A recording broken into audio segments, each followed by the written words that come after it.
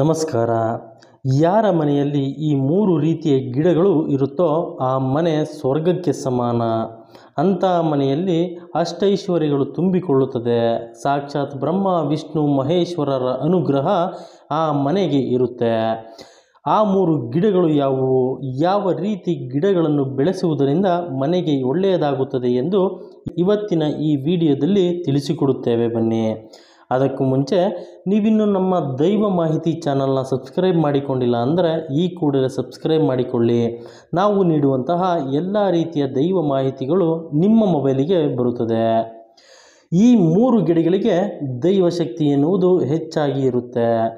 ಈ ಮೂರು ಗಿಡಗಳನ್ನು ಮನೆಯಲ್ಲಿ ಈ ರೀತಿಯಾಗಿ ಇಡಬೇಕಾಗುತ್ತದೆ. ಅದರಲ್ಲಿ ಮೊದಲನೇ ಗಿಡ ನೇಕ್ ಪ್ಲ್ಯಾಂಟ್ ಎಂದು ಕರೆಯುತ್ತಾರೆ. ಈ ಗಿಡ ಹಾವಿನ ರೂಪದಲ್ಲಿ ಇರುತ್ತದೆ. ಅದ್ಭುತವಾದ ಗಿಡ ಇದಾಗಿತ್ತು. ಈ ಗಿಡವು ಮಹಾಶಿವನ ಪ್ರತಿರೂಪವಾಗಿ ಭಾವಿಸಲಾಗುತ್ತೆ. ಈಗಲೂ ಅದೃಷ್ಟವನ್ನು ತಂದುಕೊಡುವುದರಲ್ಲಿ ಆ ಮಹಾಶಿವನು ಹೇಗೆ ವಿಷ್ಣುವನ್ನು ತನ್ನ ಕಂಠದಲ್ಲೇ ಬಂಧಿಸಿ ಈ ಸೃಷ್ಟಿಯನ್ನು ಕಾಪಾಡುತ್ತಾನೋ ಅದೇ ರೀತಿ ಈ ಗಿಡವು ವಾಯುವಿನಲ್ಲಿರುವ ವಿಷವನ್ನು ಸೆಳೆದು ಮನೆಗೆ ಶುದ್ಧವಾದ ಗಾಳಿಯನ್ನು ನೀಡುತ್ತದೆ. ಗಾಳಿಯಲ್ಲಿರುವ ವಿಷವಾಯುವನ್ನು ತಡೆಯುವ ಶಕ್ತಿ ಈ ಗಿಡಕ್ಕೆ ಇದೆ. ಎಲ್ಲ ರೀತಿಯ ನಕಾರಾತ್ಮಕ ಶಕ್ತಿಯನ್ನು ಸೆಳೆದು ಮಾಟ ಮಂತ್ರ ಆ ದುಷ್ಟ ಶಕ್ತಿಗಳಿಂದ ಮನೆಗೆ ರಕ್ಷಣೆ ನೀಡುತ್ತದೆ.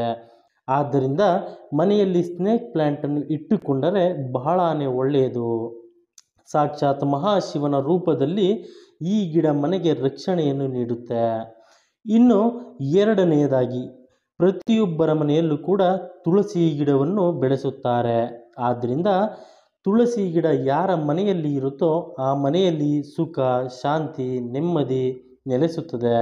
ಇದು ಸಾಕ್ಷಾತ್ ಮಹಾವಿಷ್ಣುವಿನ ಸ್ವರೂಪ ಎಂದು ಭಾವಿಸುತ್ತಾರೆ. ಈ ಗಿಡ ಮನೆಯಲ್ಲಿದ್ದರೆ ಬಹಳನೇ ಅದೃಷ್ಟ.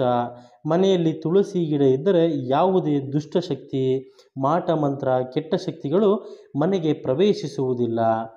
ತುಳಸಿಯಿಂದ ಮನೆಗೆ ಬರುವ ಗಾಳಿಗೆ ಮನೆಯ ವಾತಾವರಣ ಶುದ್ಧಿ ಮಾಡುತ್ತದೆ. ಆದ್ದರಿಂದ ತುಳಸಿ ಗಿಡವನ್ನು ಮನೆಯಲ್ಲಿ ಇಟ್ಟುಕೊಂಡ್ರೆ ಸಾಕ್ಷಾತ್ ಮಹಾವಿಷ್ಣುವಿನ ಅನುಗ್ರಹ ನಿಮಗೆ ದೊರಕುತ್ತದೆ. ಇನ್ನು ಮೂರನೆಯದಾಗಿ, ಅತಿ ಮುಖ್ಯವಾಗಿ ಮನಿ ಪ್ಲ್ಯಾಂಟ್ ಎಂದು ಕರೆಯುತ್ತಾರೆ. ಈ ಗಿಡವನ್ನು ಅದೃಷ್ಟದ ಸಂಕೇತ ಎಂದು ಕೂಡ ಕರೆಯುತ್ತೇವೆ. ಆದ್ದರಿಂದ ಯಾರು ನಿಯಮಬದ್ಧವಾಗಿ ಮನೆಯಲ್ಲಿ ಈ ಗಿಡವನ್ನು ಬೆಳೆಸುತ್ತಾರೆ ಅಂತಹ ಮನೆಯಲ್ಲಿ ಏಳಿಗೆಯನ್ನು ಕಾಣುತ್ತದೆ. ಗಿಡ ಬೆಳೆದಂತೆ ಮನೆಯಲ್ಲಿ ಆರ್ಥಿಕ ಅಭಿವೃದ್ಧಿ ಅನ್ನೋದು ಆಗುತ್ತೆ.